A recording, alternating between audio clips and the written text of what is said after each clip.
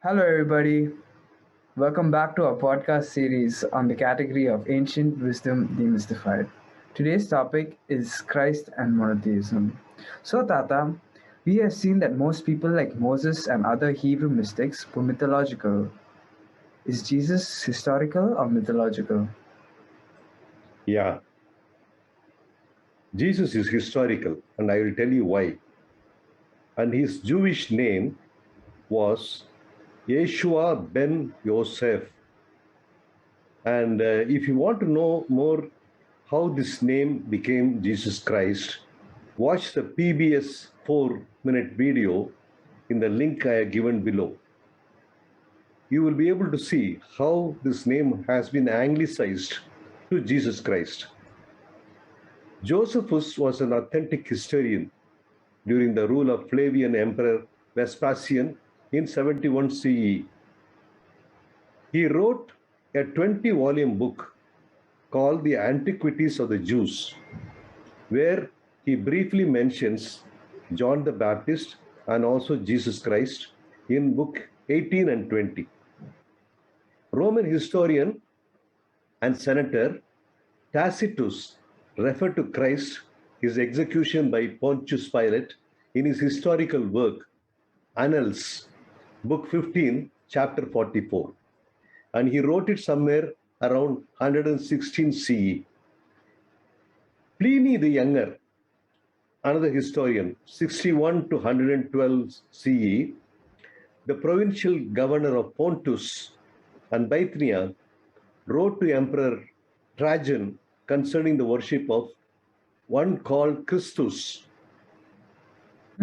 Philo, who died after 40 CE, is mainly important as Eusebius, a bishop and a church historian in 314 CE, indeed preserves a legend that Philo had met Saint Peter in Rome during his mission to Emperor Caius. Apart from these brief mentions by contemporary historians, the Gospels are the only source. And there was, of course, an agenda of propagation of Christianity or Christ's message in writing the history of the Gospels and the history of Jesus. The Gospels contain a superimposition of a lot of mythological characters and themes like virgin birth, resurrection, which all appear in Egyptian and Greco Roman mythologies much before the Gospels were written. Yeah, this is a slight background to give you an idea that it was historical. Jesus was a historical figure, and he came from what we call as the Qumran community. His father was there, and they all belonged to the group called the Essenes, and they were in the line of David. So the prophecy of Messiah coming in the line of David was actually reflected because Jesus was a powerful person spiritually, and he did a lot of miracles and also healing. Now, I want to mention one point here. The therapeutes or the Essenes were trained to be what they call as healers. Even today, we have got a lot of healers around the world. Because of their spiritual power, they can do healing. So this is the background. So Jesus was historical. Yeah. So, what was special about Jesus as we read in the Bible? That he was the Son of God and he performed all these miracles and he also resurrected after getting crucified. Yeah. The first three Gospels, let us look at the history of the Gospels. The first three Gospels were primarily written after 66 CE, that is, after almost 33 years after Christ's crucifixion, for the Hebrews at home and the diaspora of Greco and Roman world, where the Jews lived mostly outside Palestine, outside Judea. Primary purpose of Jesus and his apostles was to spiritually transform the Jewish community from a ritualistic and a law-based society towards a realization of their true higher nature as sons and daughters of God. That was the message which Jesus wanted to communicate. The Pauline letters, St. Paul's letters, according to most scholars, were written between 50 to 57 CE. So St. Paul wrote letters much before any other gospel. And he was never in the life of Jesus. He never saw Jesus alive. This is confirmed about the authenticity of this date of the St. Paul's letters in the New Interpreter's 12-volume Bible commentary by Leander E. Keck, convener of the editorial board, senior New Testament editor, which was published in 2003, the very latest. John's Gospel, that is the fourth Gospel, was written by John or whoever wrote in his name in the year between 90 to 100 CE. He was the one who wrote the Gospel last. And his Gospel is known as a mystical Gospel because if you go through that Gospel, you'll find that very little of history of Jesus is there. His ancestry and also about his family, very little is written. And there is a lot of deep meaning. Paul concentrated on the message of Christ to a broader, more meaningful approach to universal audience. There is an important writing by another apostle, Thomas, which is known as the Gospel of Thomas, which is not in the canonical Gospel of the Church today.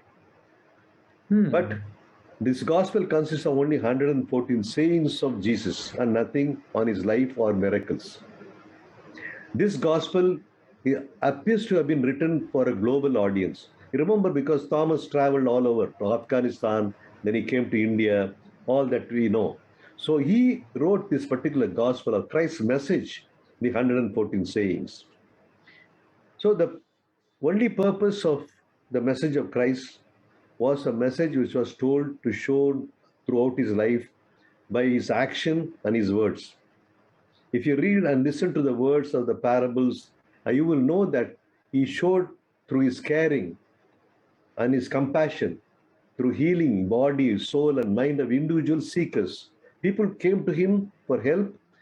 He did the good thing for all these people, whether they were Jews or the Samaritans or the outcast people or the downtrodden. One other important thing that we got to remember, Jesus always told that not only he is the Son of God, but every individual, every human being is the sons and daughters of God.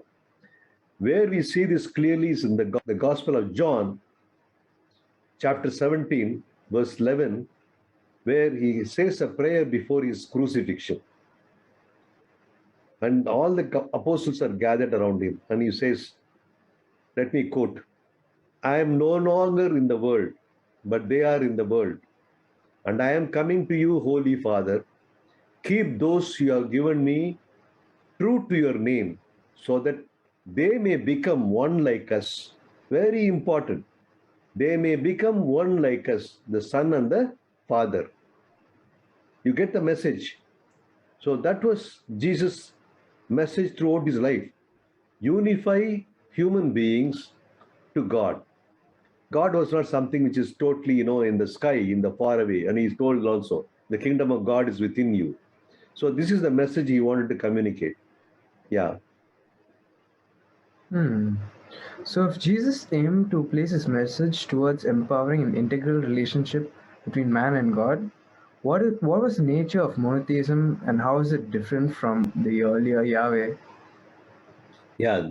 If you read the Old Testament, you will find that Yahweh was an unapproachable being, high in the heavens, appearing in the wind, appearing in the fire, who demanded submission, worship, sacrifice. And he was also full of vengeance because he instructed people like Moses and other people that people who worship any other God should be totally destroyed. Kill women, children, everybody. So that was the type of God Yahweh was. God in the message of Jesus was totally different. As I told you a little bit time back, he becomes a father with whom we can have intimate relationship on a one-to-one basis. I understand the monotheism of Jesus as a Trinitarian relationship. The word is important. Trinitarian. There are three elements. The three elements consist of the Creator, the created, and the loving spirit between the two. So this is the Trinity. See, any particular relationship between two people, let us take, needs to have the relation through love, the spirit of love. That is very important. If that is not there, then you have no meaning. Then you can't become one. So this was the relationship between the omnipotent, omnipresent, and omniscient God. His manifestation is infused in birthing loving spirit throughout creation. This is what the great Spanish Catholic priest and theologian, also a great scholar of Sanskrit and Vedic philosophy, Raimundo Panikkar, calls a cosmotheandric approach. Cosmo, theos, and andros. The three things which are all common. He said, this is Panikkar's message. Yeah. This is a very powerful and deep meaning. But is today's Christianity anywhere near this understanding of what it actually is? Oh, no, absolutely not. The various churches, denominations, and most followers of Jesus do not and cannot understand this dimension because they have been indoctrinated by a belief system which has come down right from 314 CE after the Emperor Constantine made Christianity the state religion of Rome. Things started completely getting spoiled. They got completely changed. The Gospels and most church doctrine was heavily based on Aristotelian natural philosophy and hence more than 2000 years old. The last 500 years, science has proven that an Aristotelian Neoplatonic approach falls very short of reality. Hence, we need a new thinking. This is what the 21st century Christianity should reorient itself towards a new dimension. Increasing number of theologians, philosophers, and people of the Christian faith are moving towards this new understanding. I would like to say in conclusion that the monotheism of Christ is the unity consciousness. Remember this word, unity consciousness of all that is created, matter, energy, information. With a unity consciousness we call God. You also now today in physics we find there's a lot of people, lot of physicists and cosmologists who are moving towards saying that the very fundamental thing of the universe is consciousness. So if this consciousness is universal, global, and cosmic, then that is what is God. But to have an understanding for human beings, we made a human representation. But that has been overemphasized. Let us start looking at Christ consciousness. Yeah, this is what I wanted to communicate today to you. And you are very fortunate because many people don't receive this message except in intellectual circle. Okay, yeah. So, how do we move forward, and what is the message to the followers of Christ in trying to lead a meaningful spiritual life? Yeah, very good question because this is the crux of the problem today. It is why I am talking to you is because we need open-minded younger generation and spiritual seekers to deeply understand their rituals, prayers, and spiritual exercise. I'm not saying that what rituals, what singing, and what prayers that we do in the church are not correct. They are absolutely needed. But we never go behind the deep meaning behind all these things. So we need a new understanding.